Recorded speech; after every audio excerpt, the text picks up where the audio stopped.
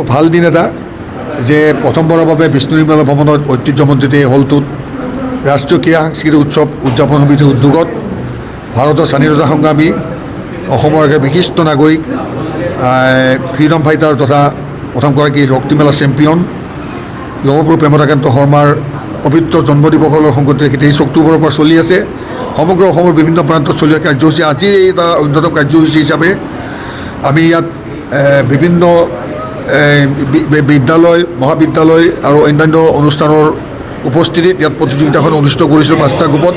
আৰু 5টা গ্ৰুপৰ প্ৰতিযোগিতাত বিভিন্ন প্ৰতিযোগীয়ে যথেষ্ট সংখ্যক তেওঁলোক উৎসাহমুখৰ পৰিৱেশ এটাৰ মাজেৰে বিভিন্ন বিশিষ্ট ব্যক্তি উপস্থিত আৰু তেওঁলোকে ইয়াত অংশগ্ৰহণ কৰিলে আৰু ইতিমধ্যে এই প্ৰতিযোগিতাত বিভিন্ন যি খেলুৱৈ বা আমাৰ আৰ্টিষ্ট আহিছে তেওঁলোকৰ মাজত তুমুল প্ৰতিযোগিতাৰ পাছত আজি খন্তেকীয়াকৈ আমাৰ বঁটা বিতৰণ অনুষ্ঠান হৈ গ'ল আৰু এই কাৰ্যসূচীৰ মূল উদ্দেশ্য হৈছে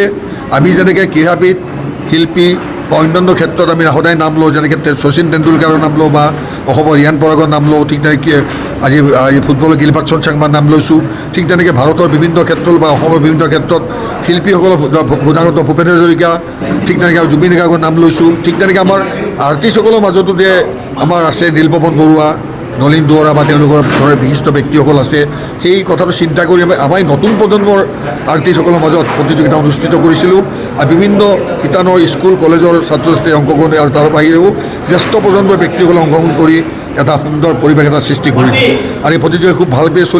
হৈ গ'ল আৰু এই প্ৰতিযোগিতাখনত আমি এটাই ভাল লাগিছোঁ যে অভিলেখ সংখ্যক প্ৰতিযোগী ইয়াত অংশগ্ৰহণ কৰিছে যিটো আজিলৈকে কোনো প্ৰতিযোগিতাত হোৱা নাছিলে আৰু সেইকাৰণে